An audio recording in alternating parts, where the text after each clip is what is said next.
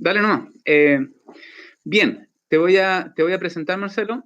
Hoy día tenemos la suerte de contar con el doctor Marcelo Lépez Cartes, paleontólogo y paleobotánico, que es director del Instituto Antártico Chileno. Marcelo estudió su grado de licenciado en biología en la Universidad de Concepción, donde después realizó sus estudios de posgrado, de doctorado, y actualmente es doctor en botánica de la Universidad de Concepción.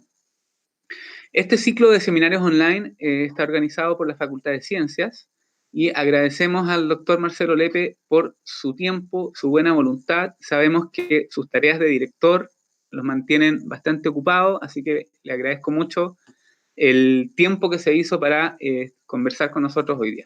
Así que los dejo entonces ahora con Marcelo en su presentación La era de los dinosaurios en Patagonia y Antártica, lo que nos cuentan los fósiles. Muchas gracias, Cristian, por la introducción. Yo quiero agradecer, obviamente, a la Universidad Católica de Valparaíso. Yo soy porteño de nacimiento, soy de Playa Ancha, así que la Católica de Valparaíso es un lugar que conozco bastante bien. Hemos hecho varias actividades, incluido un seminario antártico hace unos años atrás, un congreso antártico que ha devenido, fue como considerado el motor de lo que hoy día entendemos como un gran progreso en el número de investigadores antárticos que tiene Chile y uno de los líderes regionales. Así que igual le agradezco yo a la universidad y siempre dispuesto a comunicar frente a ustedes todo esto que estamos haciendo acá en Patagonia y Antártica. Cuando hablamos de Patagonia y Antártica siempre hablamos de dos regiones que hoy día están disjuntas, ¿no es cierto? Y que nos imponen una serie de cuestiones de naturaleza media romántica. ¿Sí? Patagonia es casi un nombre épico de literatura y de películas. Antártica, nada que decir, todavía hay gente que cree que hay extraterrestres en la Antártica o pirámides, entonces es un lugar que concita ambos lugares un pensamiento mágico, yo no lo voy a decir realismo mágico porque en realidad lo sobrepasa un poco, pero que también yo creo que alojado bien profundo en nuestros cerebros todavía creemos que son lugares, los límites del conocimiento humano y donde todavía falta mucho por hacer. Y de cierta manera es verdad, pero nos hemos tratado de enfocar en una disciplina que junto con, diría, con la arqueología y con las nuevas herramientas de biología molecular, que juegan con algo que es la única variable muy difícil de manejar para nosotros los científicos y es el tiempo, pero en sentido negativo, o sea, mover el tiempo hacia atrás. La paleontología, la arqueología, la biología molecular comparten esta posibilidad que hoy día dan una serie de técnicas de abrir ventanas en el tiempo y mirar fotografías instantáneas de un mundo que existió hace millones de años. Pero como voy a hablar de paleontología, yo me gusta partir por la base y entiendo que hay de todo tipo de audiencia, por lo tanto voy a mencionar algunas cosas importantes respecto de la paleontología. Lo primero, ¿qué es paleontología? Su origen etimológico proviene de tres raíces o vocablos de origen griego, ¿no es cierto? Antiguo, que es palaios, ontos, que significa ser, y estudio tratado, logos, ¿no es cierto? Biología, estudio de la vida. Entonces, paleontología sería algo así como el estudio o la ciencia que estudia los seres antiguos. Trata de interpretar, obviamente, la vida del pasado sobre la faz de la Tierra. Pero yo siempre reduzco esta explicación a algo bastante más sencillo. Esa sencillez permite afirmar que quizás la paleontología es el estudio de los fósiles. Y los fósiles son toda evidencia de seres vivos que tienen más de 10.000 años. Toda evidencia de seres vivos que tienen más de 10.000 años. Entonces, aquí se rompe un paradigma fundamental. Y es que, como en esa lámina que ustedes están observando, una amonite, ¿no es cierto?, de la Antártica, de Isla Seymour, o Marambio, este amonite vivió al final de la era de los dinosaurios y es representación de su estructura orgánica. Pero en primer lugar, no todos los fósiles representan la estructura de un organismo, pueden ser también huellas, por ejemplo, de dinosaurios, huellas de aves, marcas de gusano en un sedimento, pueden ser también granos de polen, que son infinitamente pequeños, ¿no es cierto? Necesitamos microscopios para verlos. Pueden ser también estructuras reemplazadas, su estructura carbonatada, ¿no es cierto?, se reemplaza por sílice o por otras moléculas que permiten distintos tipos de fosilización, pero algo importante es que no necesariamente tienen que estar reemplazadas por minerales o permineralizadas. Y en ese caso, por ejemplo, encontramos uno que siempre menciono, la piel que encontró Eberhard en la cueva del Milodón, que estaba flexible, ¿no es cierto? La sacó, la estiró, la secó. Se podría haber hecho una chaqueta de piel de Milodón, y esa chaqueta no estaba petrificada y tenía más de 10.000 años. ¿Es evidencia de seres vivos de más de 10.000 años? Sí. ¿Es fósil? Sí, para este concepto. Bueno, el segundo concepto importante tiene que ver con el tiempo en escala geológica, y para eso se construyó esto que es la tabla cronoestratigráfica del tiempo. En la tabla cronoestratigráfica hay diversos colores. Hoy día nos vamos a enfocar fundamentalmente en esto que se llama Mesozoico, esto que está marcado en celeste, pero dentro del Mesozoico, fundamentalmente en este tiempo Cretácico, Creta, la isla de Creta, ¿no es cierto?, en el Mediterráneo, al sur del Egeo, la isla de Creta da el nombre por algunos afloramientos especiales de estas edades y que ranguean entre los 145 y los 66 millones de años. 66 millones de años que están marcados por un evento dramático en la historia natural, que hoy día se sabe un poco mejor, que fue el impacto de un meteorito. Ese impacto habría ocurrido en la península de Yucatán, se le conoce con el nombre maya de Chicxulub, y ahí habría producido la extinción de aproximadamente el 74-75% de todo lo que existía sobre la faz de la Tierra. Entre ellos, los dinosaurios no avianos desaparecieron. Fíjense bien que estoy diciendo los dinosaurios no avianos. También los reptiles marinos grandes como los mosasaurios y los plesiosaurios. Los amonites también desaparecieron en los océanos, y una gran cantidad de otros animales y plantas. Pero siempre me gusta partir contando un poco de la historia y la experiencia de los naturalistas y cómo Antártica y Patagonia conectan con la construcción de un relato que es muy poco conocido. Es un relato que nos hermana entre regiones bastante distantes, hoy día disjuntas, como por ejemplo Nueva Zelanda, Australia, Papúa Nueva Guinea, las islas subantárticas, la península antártica y, por supuesto, nuestro Sudamérica. Ahí están dos buques muy famosos, el Erebus y el Terror, que partieron en una expedición hacia la Antártica en la época heroica de la exploración antártica en el siglo XIX, y produjeron una serie de literatura que aquí está la expedición del capitán James Clark Ross. Este James Clark Ross, que le da el nombre a varios de los topónimos antárticos, lugares geográficos que tienen ese nombre. Ahí pueden ver, por ejemplo, un volcán activo, ahí les voy a explicar por qué. Y las naves estas se llaman el Erebus y el Terror.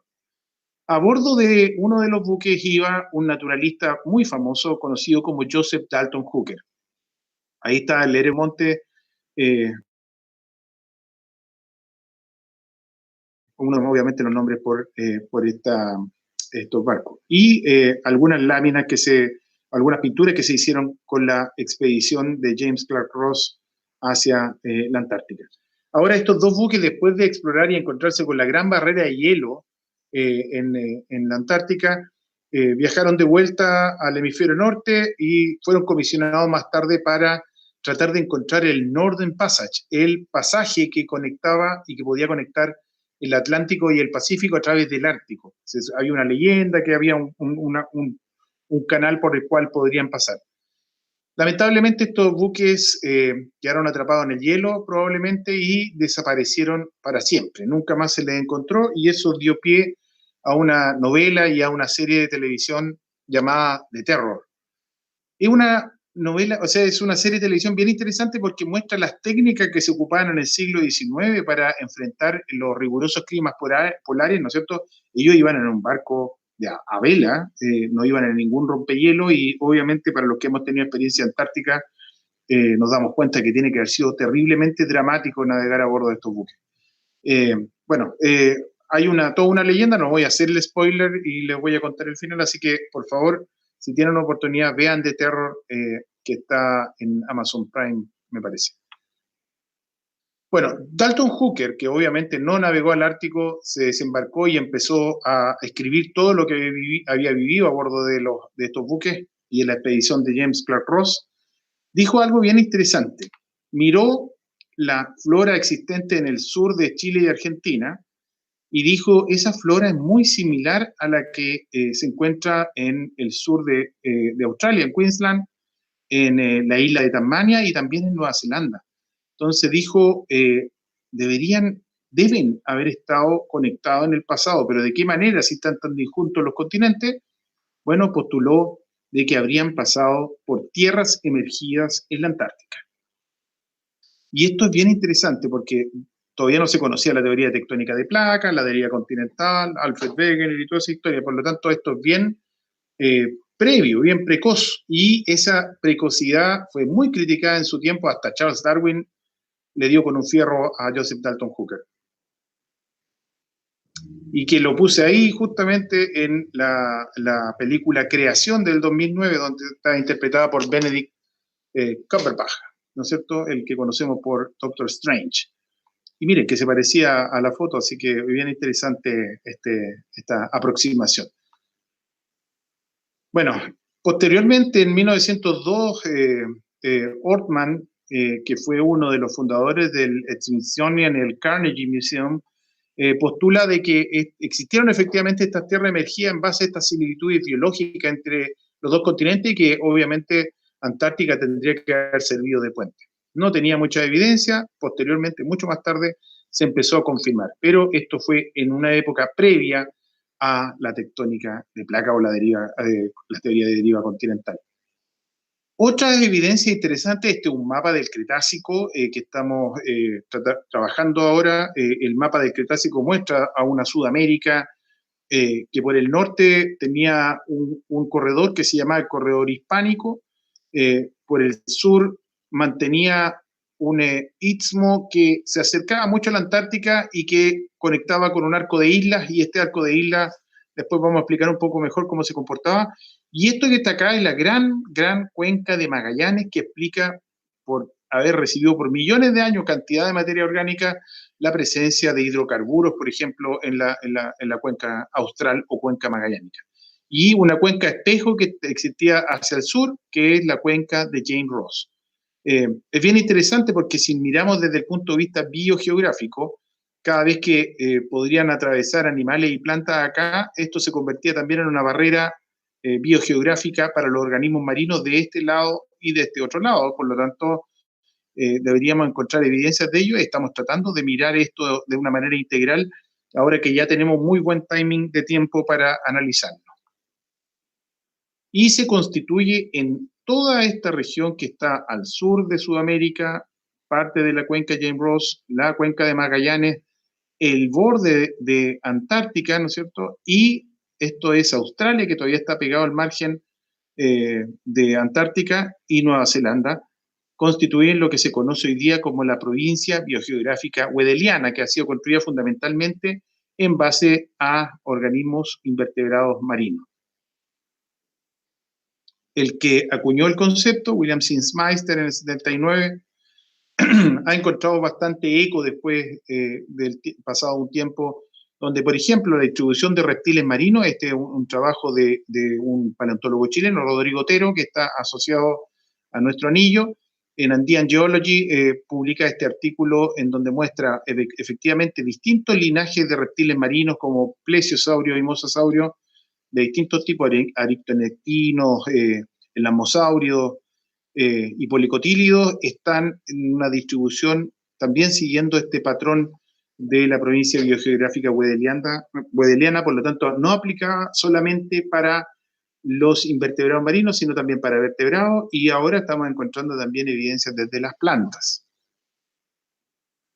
Bueno, esto era una animación, pero la verdad no entiendo por qué no funciona, pero lo que quiere mostrar es que una de las cosas que descubrió este señor Alfred Wegener, que creó la teoría deriva continental, en donde obviamente esta rompecabezas calzaba perfectamente primero Sudamérica con África y los otros continentes enlazados en una gran masa que se denominó Pangea. Y en la distribución de algunos organismos fósiles mostraba de que estas regiones efectivamente estaban conectadas. Y algunos de esos fósiles los tengo acá, Listrosaurus, acá alcanzan a ver esta cabeza, ¿no es cierto?, que ahí está la órbita ocular, la narina y el hocico, digamos, con sus dientes. Y acá abajo una de las plantas emblemáticas del pérmico, se llama Glossopteris. Glossopteris es una forma así de lengua, gloso es lengua, ¿no es cierto? Y es un organismo que la afinidad todavía está en bastante discusión, se entiende que está muy vinculada a las coníferas, pero principalmente entre las gimnospermas más avanzadas y las caitoniales.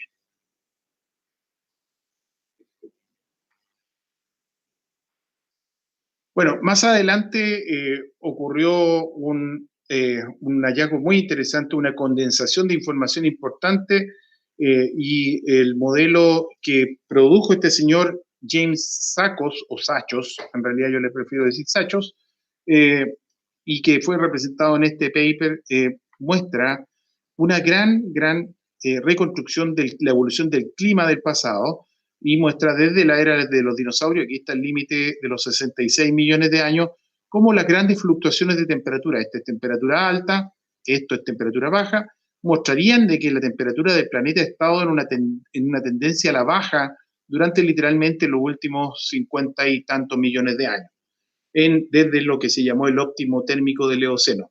Pero sabemos hoy día que el final de la era de los dinosaurios también fue una época bastante cálida de la historia natural, pero con pulsos de frío que en la medida que se ha aumentado la resolución de esta curva de Sachos ha permitido establecer varias cosas. Aquí nos damos cuenta de que, por ejemplo, la formación o la aparición de los hielos antárticos tiene que ver con algunos eventos muy importantes, como por ejemplo la formación de la corriente circumpolar. Antártica ha determinado históricamente también el clima del planeta. Bueno, aquí tenemos ya una actualización importante. Brian Huber es un investigador que ha estado dedicado justamente a los estudios de la temperatura, la relación entre los efectos invernaderos del pasado, los mega efectos invernaderos, concentraciones de CO2 muy altas, y los niveles del mar, y cómo esto también ha condicionado, de alguna manera, ha servido de base para entender cómo ha condicionado la vida. Pero mira, fíjense ahora cómo existe una mucha mayor resolución. Aquí está solamente el final de la era de los dinosaurios, el comienzo de la era de los mamíferos, y aquí van a ver que hay varios eventos que aparecen y están marcados. El evento del intervalo albiano-optiano, después está el óptimo térmico del Cretácico, el Cretaceous Thermal Maximum, que habría ocurrido en el Turoniano. Un óptimo térmico, ¿no es cierto?, significa mayor temperatura, él lo ha correlacionado con mayores concentraciones de CO2, y esto también ha devenido en reconstrucciones del nivel de los océanos que se escapan a esta norma que tenían antes, o a esta cierta normalidad. A mí no me gusta mucho hablar de normalidad, y por eso también, a pesar de ser un admirador de Lynn Margulis, no comparto mucho esta idea del óptimo térmico que plantea la hipótesis de Gaia, o la homeostasis planetaria. Lo que vemos es que las megatendencias hay variaciones bastante bruscas, y lo que nosotros queremos establecer como normal es lo que se aproxima mucho más a nuestra vida, pero la historia natural nos cuenta una historia bien distinta. Aquí están las erupciones de la meseta del Deccan en la India, cuando la India estaba en el hemisferio sur, y para eso me quiero devolver 2 puntos, porque esto es revelador cuando uno lo empieza a entender un poco mejor.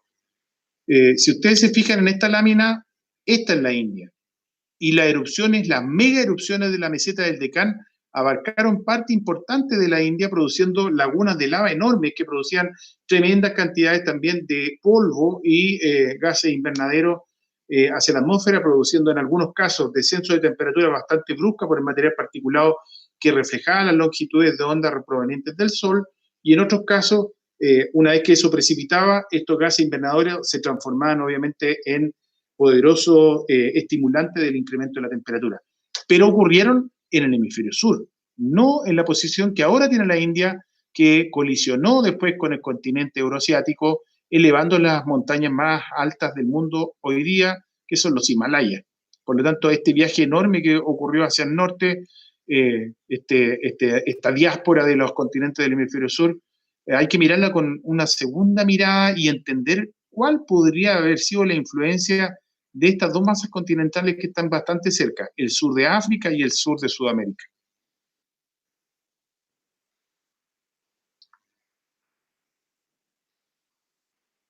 Pues bien, Sakos y Huber nos dicen algo bien importante. La historia natural se compone de varios elementos. En principio, Alfred Wegener dijo la tectónica de placas importante y explica la configuración de los continentes. Después vinieron los biogeógrafos que miraron los eventos que lo produjeron y también empezaron a sacar conclusiones desde el punto de vista de la distribución de los organismos. Claro, para explicar las megatendencias evolutivas de los organismos, por qué dos poblaciones se separan, ¿no es cierto?, y comienzan a adoptar caminos evolutivos diferentes. Era muy cuerdo conectarlo con la tectónica de placas, pero eso lo explica a una escala grande. Cada vez que nos vamos acercando a una escala más pequeña y aumentamos la resolución, nos vamos a dar cuenta que hay otras fuerzas conductoras de ese cambio. Y una de ellas muy importante, y que se le ha puesto bastante énfasis en los últimos años, ha sido el nivel del mar. Y aquí podemos ver que la curva original de Miller del 2004, mirando la curva de Hack del 2014, lo que parecía una línea bastante menos sinuosa, se transforma en una serie de curvas que se mueven hacia arriba y hacia abajo a través del tiempo y que permiten entender de que en realidad, mientras más resolución hacemos, nos vamos a dar cuenta de que hay unas grandes fluctuaciones del nivel del mar asociado a tremendas fluctuaciones de la temperatura. Me voy acercando a un concepto que va a ser clave y determinante para hablar un poco más de fósiles. Usted me dice, no, este gallo aburrido había dicho que iba a hablar de fósiles y no está hablando de fósiles. Bueno, este es el contexto y ustedes van a tener que pagar este ticket para entrar a ver la película. Si miramos también lo que está ocurriendo, esta gráfica que acaba de pasar rapidito por acá, que la voy a volver a colocar para que la vean, es Norteamérica, y Norteamérica al final de la era de los dinosaurios y durante parte importante de la mitad de la era de los dinosaurios, donde vemos que había un gran mar interior que hacia el final de la era de los dinosaurios comienza a desaparecer. ¿Y por qué comienza a desaparecer? Aquí al lado tengo una gráfica que muestra cómo era la temperatura superficial del océano y las aguas profundas. Y acá los últimos momentos de la historia natural, y aquí están los 66 millones de años, o sea, que hasta aquí llega la era de los dinosaurios, y lo que se ve es una mega tendencia al descenso con algunos puntos pics, ¿no es cierto?, de enfriamiento, algunos, por ejemplo, a la mitad del Maastrichtiano, cerca del comienzo, otro a la mitad del Campaniano. Y esos pics de frío significan algo que no habíamos asimilado. Este es un paper que yo recomiendo mucho de Christian Lienert, que tuve la oportunidad de conocer hace un par de años atrás en un congreso en Viena, y que explica muy bien lo que significa el que la temperatura del planeta caiga. Si la temperatura del planeta baja, lo que se produce es un fenómeno conocido como amplificación polar.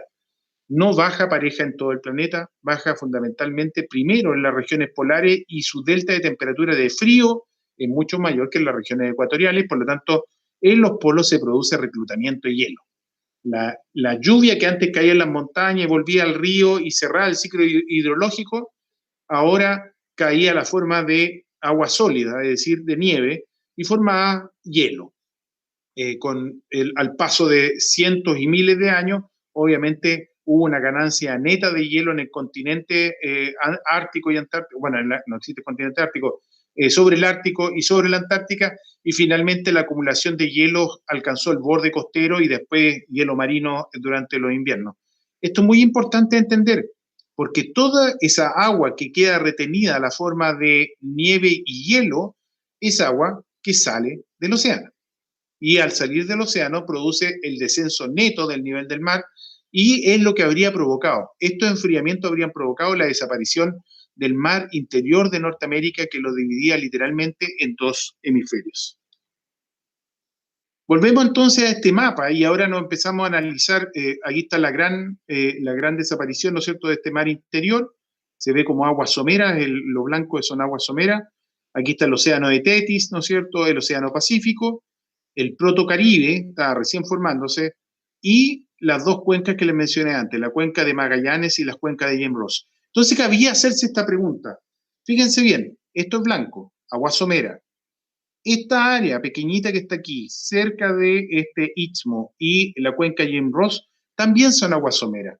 Por lo tanto, cabría esperar que el fenómeno que afectó a escala planetaria el mar del norte, también, perdón, el Western Interior Sea, o sea, el mar interior de Norteamérica, también debería haber afectado a las aguas someras de estas regiones del sur. Y esa es una de las hipótesis que estamos tratando de testear. Lo que sabemos es que existía hasta la cuenca de Magallanes y había este arco de islas. Y este arco de islas no era nada más y nada menos que las cimas de unas cordilleras que estaban sumergidas. Por lo tanto, la isla tenía un nivel del mar y la punta de la isla, digamos, o perdón, de la montaña, quedaba emergiendo y aparecía como una isla. Pero si bajaba el nivel del mar bruscamente, íbamos a tener que esas islas, ese cordón montañoso sumergido, quedaba expuesto al aire y formaba un istmo. Hoy día la condición es bastante distinta, tenemos el arco de Escocia, donde la actividad tectónica desplazó grandes bloques, por ejemplo, este bloque que está acá pertenece a este pedazo que está acá. Y acá se nota bastante bien también, miren, aquí este bloque se ha desprendido de esta zona. Entonces hay una gran fuerza que está produciendo un movimiento hacia oriente, pero el arco, hay un arco volcánico que sigue comportándose de la misma manera, son las islas Sandwich del sur, donde se concentra la mayor parte de los temblores del paso de Drake. Y si se fijan, también tiene esta configuración de cadena de montañitas que pueden ser fácilmente sumergidas con elevaciones del nivel del mar y emergidas con descenso del nivel del mar. Bueno, hasta ahí esa parte. Quiero ahora mirar un poquito de la historia de Patagonia, ya les conversé un poco de Antártica, pero esta región llamada la Cuenca de Magallanes, cuando yo llegué acá a la región de Magallanes me dijeron, yo era paleobotánico o me considero paleobotánico y me decían, pero ¿para qué a buscar plantas acá si en la era de los dinosaurios estaba todo esto bajo el mar? Y pudo por mucho tiempo tener harta razón. Pero indagando un poco más, me di cuenta de que habían lugares que ya habían sido descritos con plantas fósiles continentales en algunas regiones y particularmente una región, un área al norte de la provincia de Última Esperanza, en la región de Magallanes y de la Antártica chilena, que se conoce como Cerro Guido. En Cerro Guido hubo un grupo de naturalistas que andaban trabajando, estamos hablando en la época previa a la definición de los límites de Argentina y Chile, por lo tanto, un grupo de naturalistas argentinos que estaban trabajando con Esperito Moreno, dicen que esta área de Cerro Guido pertenecería a la provincia de Santa Cruz, en cambio, los que estaban prestando servicios para el gobierno chileno obviamente lo catalogan dentro de territorio chileno. Bueno, eso se elucidó más tarde y ya no hay problema, pero también significó, yo diría, un pequeño retroceso en la paleontología nacional. Argentina ya había instalado un museo importante, ya había comenzado a hacer colecciones importantes. Los naturalistas que trabajaron con el Benito Moreno, muchos se quedaron en Argentina y formaron escuelas. En el caso nuestro no fue tan así y solamente algunos naturalistas muy connotados también se quedaron, pero la paleontología entró en una dormancia por bastante tiempo y los trabajos paleontológicos que se hicieron fueron muy destacados, pero muy pocos. Por lo tanto, Cerro Guido entró, después de la descripción a Argentina, se llevaron una tremenda colección, pero particularmente yo destacaría este trabajo que vino de la gente que vino con Nordenskiöld en 1897 y subieron en 1899 al Cerro Guido. Ellos colectaron plantas, ellos describieron algunas cosas, y por el lado de los argentinos vino Rodolfo Hautal también al mismo Cerro Guido en 1897 colectando 820 muestras de plantas.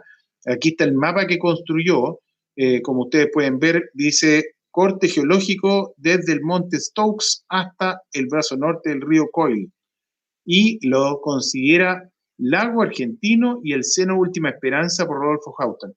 Todo este sector no tenía delimitación fronteriza y por lo tanto, cuando uno mira aquí, Sierra Baguales, y acá está la Sierra Contreras y el Cerro Guido, ellos hicieron una descripción geológica muy interesante. La primera aproximación incluso se atreven a asignar algunas edades. Y con la colecta de fósiles en el extremo sur de ese valle donde está el Cerro Guido, le permitió a Haustal, ¿no es cierto?, hacer las primeras referencias paleobotánicas de este sector. Bueno, acá está otro señor que es muy famoso, uno de los pioneros de la paleontología sudamericana y fundamentalmente uno de los padres de la paleontología argentina, acompañado del señor Federico Kurz, o Frederick Kurz, de la Universidad de La Plata, que dice literalmente esto de Cerro Guido, que es muy interesante. Como se ve, es cierto que antaño, edades antes de la aparición del hombre, la región de Cerro Guido, hasta ahora solo cubierto de pasto monótono y de unos grupos de hayas, yo creo que se refería a lengas, fue adornada por un monte fresco y variado, que se asemejó mucho a los bosques que hoy día florecen en los estados atlánticos de la Unión Norteamericana. Determina algunas edades. Cenomaniano, dice, entre 100,5 a 93,9 millones de años. Falló por unos millones de años nomás. Pero todo se empieza a aclarar con la expedición japonesa que recorrió parte importante. Aquí pueden ver varios lugares. Concepción, estuvo también en la isla de Chiloé, estuvo también en Aysén y Cerro Guido y la provincia de Última Esperanza, perdón, y abajo también estuvo en la península de Brunswick, donde estuvo en la formación Loreto. Si uno mira todos estos puntos, ellos literalmente hicieron un trabajo de base sobre la paleontología moderna, la paleobotánica, y al subir al Cerro Guido encontraron dos localidades descritas en Tanay 1981. El que lideraba el grupo era Makoto Nishida, un paleobotánico senior de Japón, y su hijo, Harufumi Nishida, heredó esta tradición. Y aquí atrás está Alejandro Troncoso, también una de las eminencias de la paleobotánica chilena y que hizo un tremendo aporte a la paleobotánica moderna.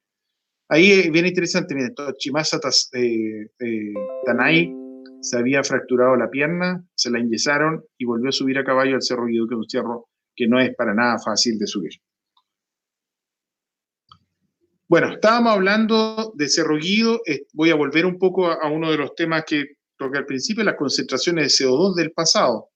Aptiano, unos 113 millones de años atrás, había estos ornitópodos, ¿no es cierto?, viviendo en parte importante del hemisferio sur, pero principalmente estos son descritos en Australia y no se ha encontrado mucha evidencia, pero hay alguna evidencia en Antártica. Lo interesante es la flora. Como ustedes pueden ver, hace 113 millones de años la flora estaba dominada por coníferas y helechos arbóreos.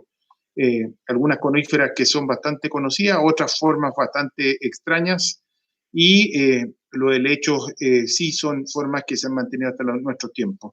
Ahí están las equisetales, ¿no es cierto? La limpia plata, que hoy día vive en los ríos y de parte del sur de Chile. Después, varios años después, esta es una reconstrucción que participé yo también para National Geographic, que fue un grupo liderado principalmente por la paleontóloga Julia Clark de la Universidad de Texas en Austin, y que ella es experta en evolución de aves y dinosaurios en ese linaje. Estos son los dromeosaurios, y esta ave que está acá arriba se le ha denominado Vegavis, de la isla Vega, data de la era de los dinosaurios, y en los bosques que están atrás y estas nalcas que están aquí en el primer plano fueron descritas por mí. Aparece en un capítulo especial dedicado a la evolución de las aves. Esta es una instantánea de 67 millones de años, y fíjense bien, se me olvidó mencionar, 620 a 1200 partes por millón de CO2. Mientras sigo la charla, por favor, traten de recordar cuántas partes de CO2, cuál es la concentración de CO2 hoy día en nuestra atmósfera. Bueno, en el Cretácico superior, al final del Cretácico superior seguía siendo alta, de 780 a 1400 partes por millón. Después ya entrando en la era de los mamíferos, entre 61 y 66 millones de años, siguen siendo concentraciones de CO2 bastante altas, pero ya comienzan a evolucionar los linajes de aves bastante más modernos. Pues bien, estamos mirando aquí un mapa, un mapa del norte de la provincia de Última Esperanza. Ahora ahí está la frontera con Argentina y lo que ustedes ven en verde son distintas formaciones y en amarillo. Amarillo está la formación Dorotea, en verde estaría la formación Tres Pasos y en la verde un poquito más oscura la formación Cerro Toro y llegando hasta el final esas rocas azules que serían la formación Zapata. Literalmente van desde lo más antiguo en las rocas azules a lo más joven hacia el oriente. Es como unas páginas de un libro y además la historia de la somerización de la cuenca de Magallanes. Estas son aguas muy profundas de la cuenca de Rocas Verdes, después hay aguas profundas de la formación, ya comienza a ser la cuenca marina de Magallanes o cuenca austral, y estas cuencas comienzan a hacerse más someras, primero esta abisal, ¿no es cierto? Después en la formación Cerro Toro ya también hay ambiente profundo, hay inocerámidos que marcan la profundidad, altas profundidades, y se va volviendo cada vez más somera. Después llegamos a la formación Tres Pasos, que también es de plataforma, pero plataforma profunda, y finalmente la formación Dorotea, que se había descrito solamente en su origen como de ambiente marino somero. Pero hacia el norte de esta marca amarilla, la formación Dorotea también tiene una expresión continental. Ese sector. Que vamos a ampliar un poco, y aquí estamos de nuevo Cerro Guido, ahí que ustedes pueden ver, puede llegar hasta los 1100 metros, según donde se muevan ustedes, y después el valle del río de las Chinas, este es el río de las Chinas, que literalmente llega hasta su cabecera, su vertiente natural, nace cerca de la frontera con Argentina. Y por lo tanto es bien interesante también la manera en que se han dispuesto los fósiles acá. Aquí ven de nuevo este color, este tono, ¿no es cierto?, la formación Dorotea, y al otro lado, aquí hay un cordón de cerros, y al otro lado cae hacia la era de los mamíferos. Aquí hay unas localidades que son bien para nosotros conocidas, la Casa de las Chinas, hasta aquí llegan los vehículos, y de aquí hacia el interior son literalmente 14 kilómetros que hay que caminar en un terreno bastante rudo. Ahora, si miramos un corte de un trabajo relativamente nuevo, ahora publicado en el 2020, muestra un corte como que hubiéramos cortado la torta de forma lateral.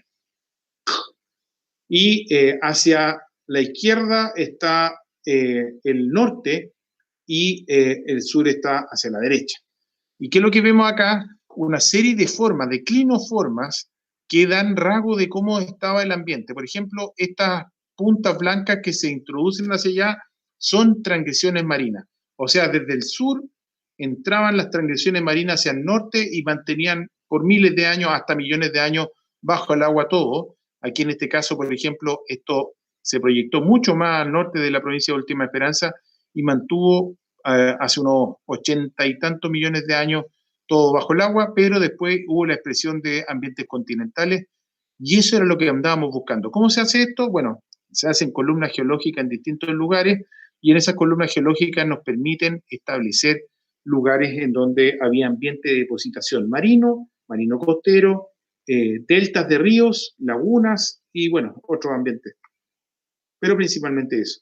Entonces, cuando llegamos a este valle, estamos celebrando 10 años del trabajo que estamos haciendo ahí, al principio colaboración de distintas instituciones brasileras, japonesas, alemanas, suiza, y, bueno, ¿cuál se me escapa? Bueno, y chilena, por supuesto. Este es el Valle del Río de las Chinas, lo que ustedes veían en el mapa, ahí va el río, va pasando por ahí, no sé, en una cara que mira hacia el poniente y la otra cara hacia el oriente. Ahí se alcanza a ver una casita, ahí, por ahí, esa casita pequeña es el puesto, nuestra base de operaciones por mucho tiempo. Una mirada desde el norte al sur y ahí un grupo de paleontólogos trabajando. Esta es un promontorio muy lindo que parece de película de crónicas marcianas, se llama La Teta de la China, yo no le puse el nombre. Y otra mirada del valle hacia allá, hacia el oeste, ¿no es cierto? Y se ve que son áreas enormes de trabajo y más o menos parecía a lo que se describen los trabajos de Houghton. De nuevo, otra cosa que hay que tener, yo les mencioné la amplificación polar hace un rato atrás, ¿no es cierto? Y esto se ha logrado demostrar bien exactamente con un reciente trabajo en el Earth Science Reviews del 2019, donde se hizo un transecto, primero por los ambientes continentales y también por los ambientes marinos, y estos transectos nos han permitido establecer de que efectivamente la temperatura del planeta se comporta como una campana de Gauss, es decir, hacia los extremos, hacia las altas latitudes, hacia las regiones polares, la temperatura baja, y en la zona central, tropical del planeta se mantiene relativamente alta. Pero, mirando de nuevo este mismo comportamiento, ahí está el polo sur, acá está el polo norte, ¿qué ha ocurrido cuando ha variado la temperatura del planeta? Bueno, cuando se ha enfriado mucho, o se le llama severe ice house, y estos severe ice house muestran temperatura al polo de menos 50 grados Celsius, y obviamente desplazan, fíjense bien, el delta de temperatura que existe cuando baja la temperatura en el planeta, literalmente no produce descenso en el ecuador y se establece un gradiente de descenso de temperatura hacia el polo. Del polo es por lejos el más afectado. Y de la misma manera, cuando ocurre un extreme hot house o también un hiper efecto invernadero, lo que ocurre es que la curva se mueve en el otro sentido y por lo tanto la temperatura, el delta de temperatura sube mucho, ¿no es cierto? Pero no en el Ecuador. Y esto es bien importante para la biología, porque, por ejemplo, si uno mira los gradientes latitudinales, lo que describió von Humboldt, lo que se fija es que si uno disminuye, por ejemplo, si llega hasta aquí la temperatura en un mundo hipercálido y no varía la temperatura en el polo, en el Ecuador, lo que va a ocurrir es que existe un delta de temperatura muy pequeño. Y eso significa que de norte a sur la cantidad de gradientes climáticos es mucho menor. En cambio, si el planeta está en una etapa bastante fría, va a congelar parte importante, pero sí va a establecer un montón de diferencias, de intervalos en ese gradiente climático. Pues bien, hemos usado estas gráficas como ayuda para empezar a establecer patrones de temperatura, utilizando también herramientas modernas. Una de ellas es el MAP. Son análisis que utilizan la morfología foliar para estimar la temperatura, precipitación media, temperatura del mes más cálido, del mes más frío, pero un montón de parámetros climáticos que nos han permitido establecer en el rango de temperaturas que estamos. Y nos dimos cuenta que en el mismo Valle de la China, que tenía varios afloramientos de flora y que no habíamos datado todavía, habían lugares que manifestaban un comportamiento, por ejemplo, la curva rojita marcarían el 2, hot house, y otros lugares que marcarían en el azul, ¿no es cierto?, que sería el número 5, cooling greenhouse, o sea, un efecto invernadero, pero con pulsos de frío. Miremos ahora lo que está ocurriendo en las reconstrucciones a nivel mundial y muestran que efectivamente al final de la era de los dinosaurios, que está el Cretácico tardío, se producen grandes fluctuaciones del nivel del mar y nos vamos a concentrar principalmente en esto. Miren las fluctuaciones grandes que ocurren en términos de temperatura y si las acercamos nos vamos a dar cuenta de que con mucha mayor razón ha habido, miren en la variación del nivel medio del mar, variaciones bastante bruscas. Sin embargo, ahora, aumentando la resolución, se han encontrado pics de descenso e incremento del nivel del mar mucho mayores. Bueno, vamos sumando cosas a la cazuela, ya la tenemos casi lista, faltan algunos elementos y es necesario hablar del género Nothofagus, que los Nothofagus son nuestros robles, coigües, lengas, ruiles, raulíes, ¿qué más? wallo. Son 10 especies que tenemos en Chile, 35 especies en todo el mundo y que se concentran en algunos lugares. Como esa distribución es tan rara, porque tenemos concentrado Nothofagus en el sur de Sudamérica, en Tasmania, en Nueva Zelanda y en Papúa Nueva Guinea. Pero, dado que hay un grupo importante que proviene y existe solo en Papúa Nueva Guinea, este señor, que yo prefiero decirle Fanstenis nomás, porque tiene un nombre casi impronunciable, en 1971 se atrevió a decir que el centro de origen y de diversificación de Nothofagus estaba en el área de Papúa Nueva Guinea o Nueva Caledonia. Pero en 1996, Robert Hill y Mary Detman vinieron al rescate y después de juntar mucha evidencia paleobotánica, dijeron no, que en realidad Nothofagus tiene que haberse originado en un lugar mágico que existió en el pasado, que era un punto entre Sudamérica y la Antártica, pero muy probablemente en la Antártica. Entonces, hoy día existen 4 subgéneros de Nothofagus, porque yo voy a preferir no tratarlos como género que ha postulado algunas personas. Nothofagus, el subgénero Nothofagus vive solamente en Sudamérica, son los coihues principalmente, y los ñirres. Después tenemos el subgénero Fucospora, que tiene 3 representantes en New Zealand, en Nueva Zelanda, y uno en Tasmania. Y queda uno solo viviente en todo Sudamérica y que es conocido como Nothofagus alessandri, el famoso ruil, que lamentablemente después de los incendios de la zona central de Chile han perdido parte importante de sus poblaciones y van quedando pocos relictos. Es literalmente uno de los últimos ejemplares de este comportamiento Nothofagus y un linaje muy antiguo. Después tenemos el grupo de los robles, ¿no es cierto?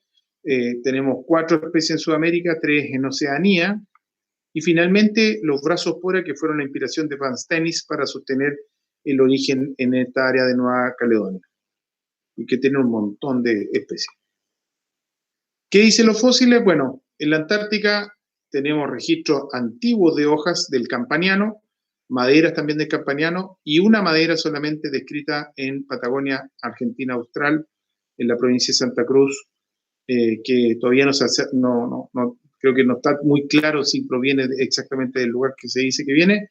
Y después en el Maastrichtiano, que al final es del Cretácico, también hay registro de madera en la Antártica, aparecen algunas hojas en Nueva Zelanda, la formación Taratu, y tenemos registro también de hojas en el lugar que estamos trabajando cerca de Cerro Guido.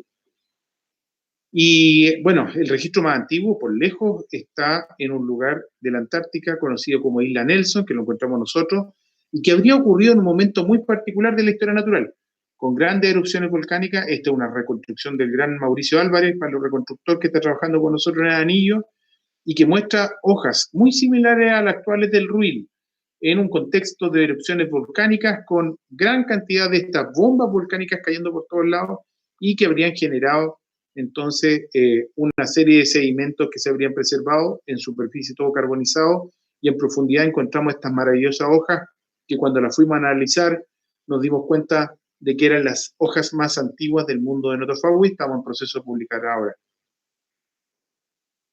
Bueno, hemos estado trabajando para volcar parte de esta información en algunas herramientas que puedan servir también para el turismo de intereses especiales. Hay una guía que se llama Patagonia Fósil, esta es la pausa de la publicidad, así que ustedes pueden sacar el nombre e ir a la página del INACH y lo pueden descargar en forma gratuita. Es un trabajo que nos costó bastante tiempo, pero ya estamos cerca de empezar a pensar la segunda edición, porque hemos avanzado bastante más. Y lo hicimos gracias a un proyecto Corfo. Bueno, también en la enciclopedia visual sobre Antártica ustedes pueden descargar información sobre esto. Habla de la evolución del pasado de la Antártica. Ahí está esta famosa historia de los primeros trabajos de recuperación de organismos marinos. Esto, si mal no recuerdo, fue en Isla Rey Jorge. Se encontraron estos animales muy extraños que la gente pensó inmediatamente que habían encontrado trilobites vivos del fondo marino, y la verdad es que fueron descritos más tarde como isópodos. Los isópodos son, ¿no es cierto?, los chanchitos de tierra, pero estos alcanzan dimensiones grandes, como ocurre en varios organismos antárticos, en algo que se llama gigantismo, el gigantismo antártico. Y también hay un recorrido por diversas localidades de Antártica y su historia. Bueno, la Patagonia Fósil se los mencioné. Y una serie de papers que también hemos sacado dentro del grupo de trabajo en el último tiempo. Natalie Glade, ¿no es cierto?, trabajando sobre justamente notofago y el tema de sus patrones de distribución y la relación con el clima. Leslie Manríquez con la estratigrafía del área de Cerro Guido. Bueno, algunos trabajos desde la herramienta de biología molecular. Les dije, hay como 3 formas de romper esta temporalidad, la barrera del tiempo que nos imponen, y una de ellas a través de la biología molecular, y logramos establecer, junto con Elise Biersma, Cristian Torres también, de la Universidad del Biobío, Marco Molina de la Universidad de Talca, bueno, un gran grupo, y Marely Cuba también de la Universidad de Concepción. Bueno, hay varios investigadores chilenos e internacionales que colaboraron en aclarar algo que había sido una duda hasta ahora, el origen de Colobanthus quitensis y la posibilidad de que haya colonizado en varios eventos durante el Pleistoceno. Bueno, maderas fósiles que siguen apareciendo en la Antártica. Aquí estamos con Teresa Torres, junto con un autor coreano, Chang-Wan Oh, que habla también de depósitos sedimentarios, pero volcanoclásticos, que han preservado fósiles, en algunos casos carbonizados, en otros con otro tipo de preservación, silicificado. También durante el periodo del año sacamos esto, que fue el hallazgo del primer caté de Chile. No se había encontrado el límite de extinción de los dinosaurios, lo encontramos también en este famoso Valle de la China, lo publicamos en el Journal of South American Earth Science. Christine Trevisan, una paleobotánica de Linnach, también ahora acaba de terminar una de las partes de su trabajo, que va a ser la reconstrucción de los helechos del Valle de las Chinas, que es una diversidad espectacular y que va a aportar mucho para entender la historia de los helechos y cómo los helechos antárticos tenían una interrelación biogeográfica y ecológica con los helechos sudamericanos. Aclarando otras especies como Suelia laxinervis, que está de la formación quiriquina, bueno, y algunos de los papers más recientes, de tortugas de la formación Dorotea, ahí mismo en el Valle de la China, donde estamos trabajando. Había una pregunta que siempre ha salido de entre los paleobotánicos que trabajan en la Antártica. Hay muchos que sostienen de que la flora antártica es el origen de la selva valdiviana, pero comparando algunos de los elementos que hemos encontrado en esta supuesta transición de los bosques antárticos penetrando hacia Sudamérica, nos encontramos con varias cosas que son claves. Primero, ¿tenemos fósiles de araucaria? Sí, los fósiles de araucaria pertenecen al linaje de araucarias de Oceanía, son la sección eutacta, no pertenecen a la sección colimbea o columbea, que es la sección sudamericana con Araucaria araucana y Araucaria angustifolia.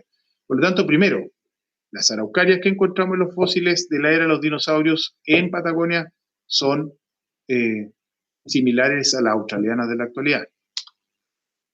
Retrophyllum, otra conífera, una podocarpácea, existe hoy día en Colombia, Venezuela, creo que en el noroeste de Brasil, y también en Nueva Zelanda. Brachychaeton hoy día es conocido como el árbol botella de Australia, y es una planta que aparece frecuentemente en estos niveles en el Valle de las Chinas, y finalmente Esquisia y Aculia, que también son helechos que hoy día pueden encontrar en linajes derivados de estos ancestrales en Oceanía.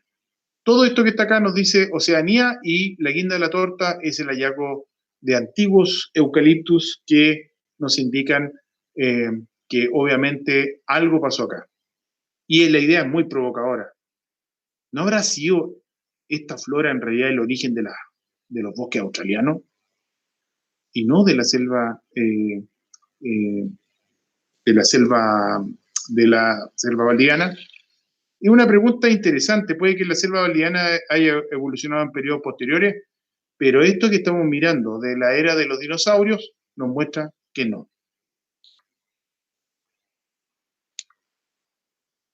Bueno, uno de los papers de Leslie Manríquez ya hizo el compendio de toda la geología del valle e incorporó todas esas figuritas que ustedes pueden, si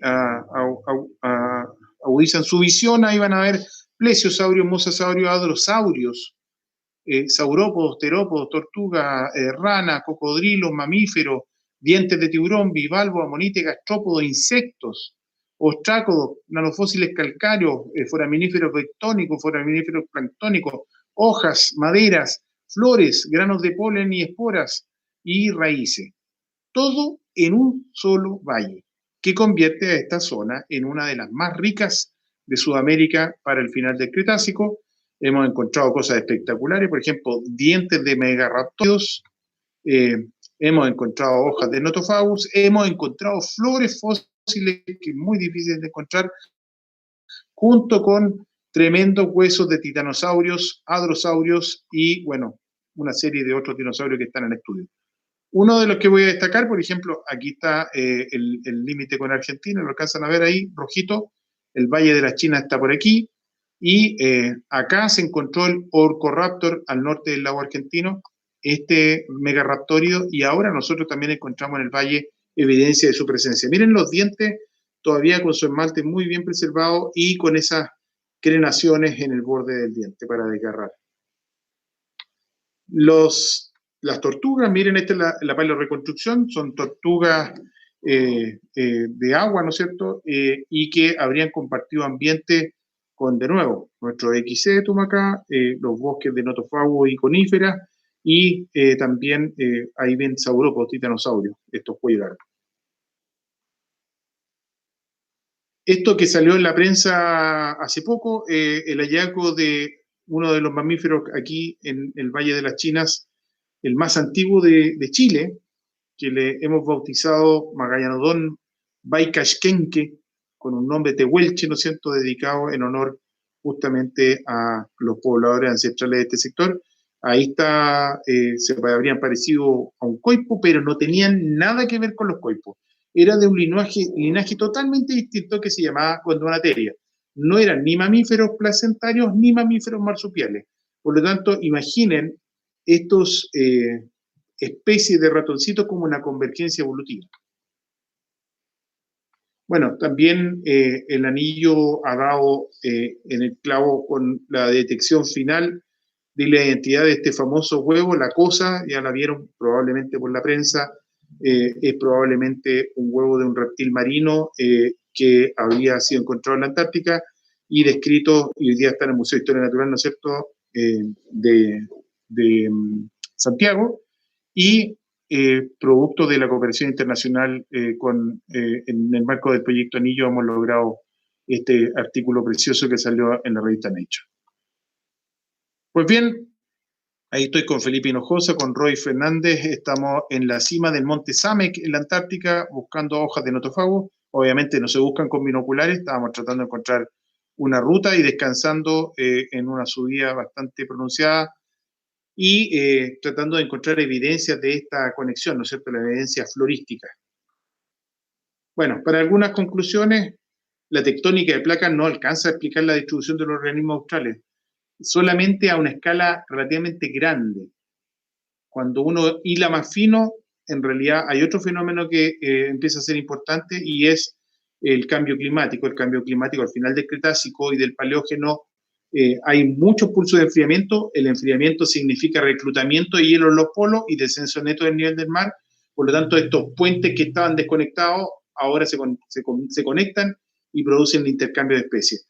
Eso se le llama glaciostasia y estos cambios del nivel del mar combinados con la configuración de los continentes tienen que haber jugado un rol central en la conformación de la biota de lo que se conoce hoy día como la biota gondwanica.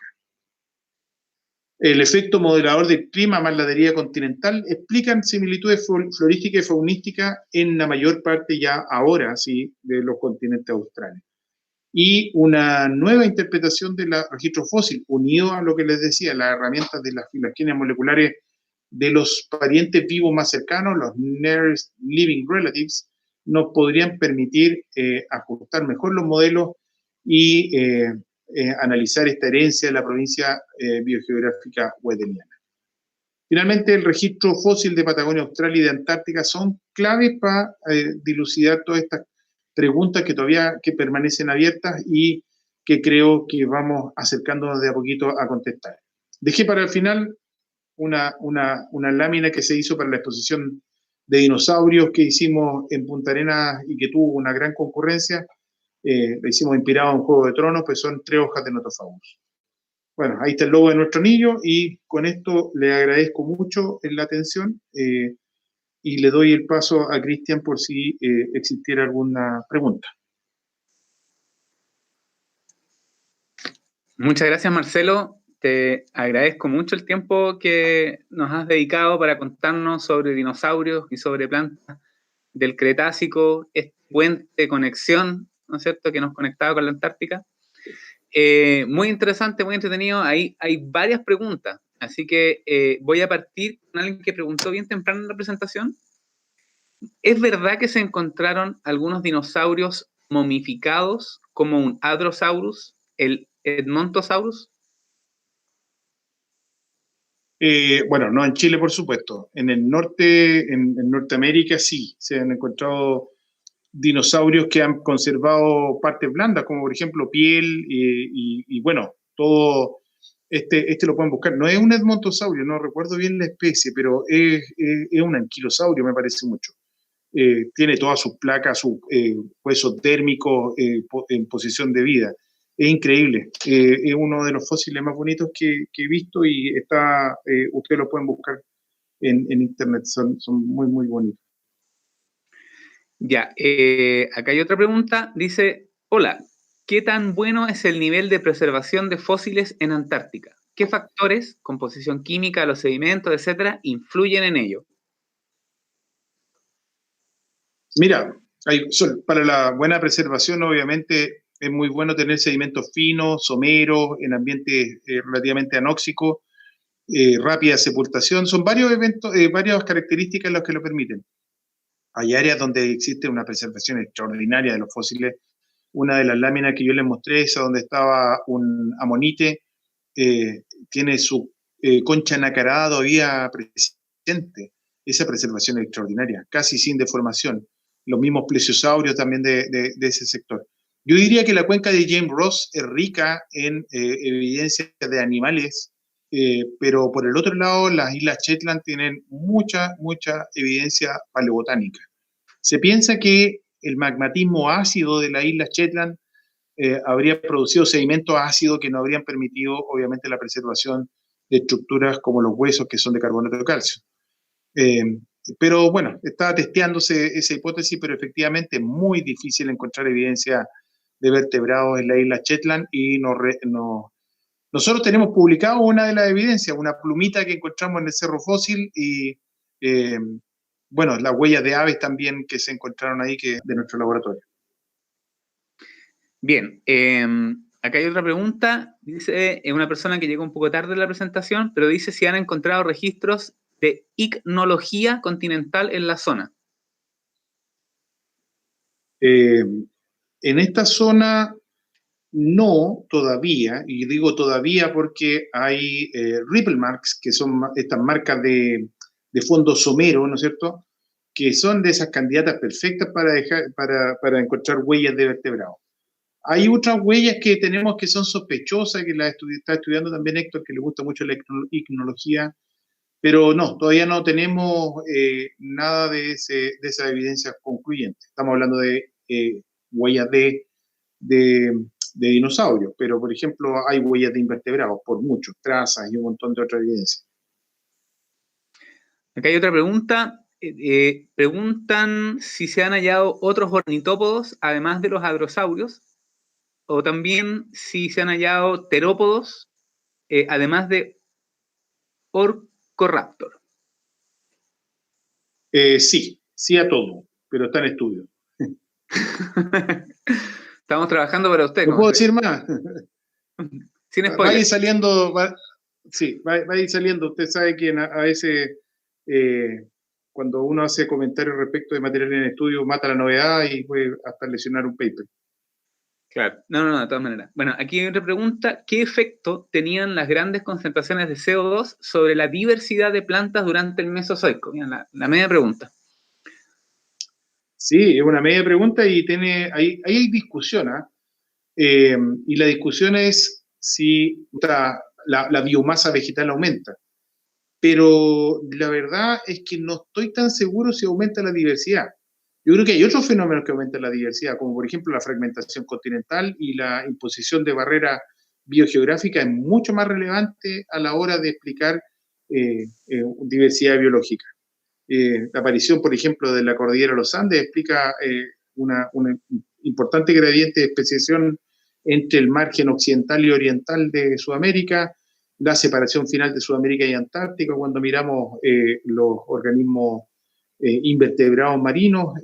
Hay muchos estudios al respecto, pero yo diría que siguen siendo las grandes fuerzas motrices los elementos físicos que le imponen separación a las poblaciones. Excelente. Preguntan si podemos esperar más papers para este año sobre dinosaurios o vamos a tener que, como el último libro, Juego de Tronos, esperar hasta el 2021. Si tienes ahí algo para este año, digamos, si piensas que va a salir algún paper de dinosaurios publicado este año. Bueno, yo no voy a tener la carepalo de decir que estoy yo produciendo esos papers. Nosotros estamos, desde la paleobotánica y la paleoecología, estamos dando el contexto donde vivieron estos animales, pero sí, yo creo que vienen este año más y los próximos también. Hay mucho material y tenemos un grupo bastante interesante y potente trabajando desde aspectos multidisciplinarios de la paleontología. Eso creo que hay que valorarlo mucho porque hay muy pocas oportunidades en donde cuando se produce esta sinergia entre distintos especialistas y que están analizando los mismos lugares, los mismos fósiles, pero de distintos puntos de vista. Ha sido muy interesante. Ha devenido, por ejemplo, en el hallazgo del CAT y los aspectos tafonómicos de los fósiles que se están encontrando ahora están entregando muy, muy valiosa información respecto de los eventos que pudieron haber devenido en su muerte. Acá hay dos preguntas que están bien relacionadas, muy interesantes. Una persona pregunta cómo se está trabajando para llevar esta información a la escuela, me imagino como la transferencia, la difusión, y la otra persona pregunta cómo se hacen estas reconstrucciones de fósiles, estas imágenes que se mostraban, si utilizan algún software o qué. Entonces, preguntas que tienen que ver un poco con el outreach. Sí, mira, yo le invitaría a que visiten las páginas de los paleoreconstructores, pero fundamentalmente las láminas que han visto acá son de Mauricio Álvarez. Mauricio tiene una página donde él describe un poco sus técnicas. Lo invito para allá. Yo no me atrevería a decir que puede haber dibujado. Yo creo que mi hija dibuja mejor los dinosaurios que yo. ¿Y cuál es la otra pregunta? ¿Cómo se está trabajando para llevar esta información a la escuela? Estamos trabajando fuertemente en material de divulgación. Y bueno, una de las cosas que nos ha ilustrado, por ejemplo, el hacer la guía Patagonia Fósil, es que realmente los chilenos están ávidos de más información de la historia natural con buenas fuentes de información. Estamos comprometidos en generar más material. El anillo tiene un área de divulgación que está constantemente trabajando también con niños. Así que esperen que va a haber más material dentro de los próximos meses, pero también capacitaciones. Ojalá que pronto vuelva a lo presencial también para hacer la experiencia que había hecho, por ejemplo, David Rubilar del Museo de Historia Natural ha trabajado fuertemente esto de la elaboración de experiencias para distintos grupos, niños, jóvenes y adultos.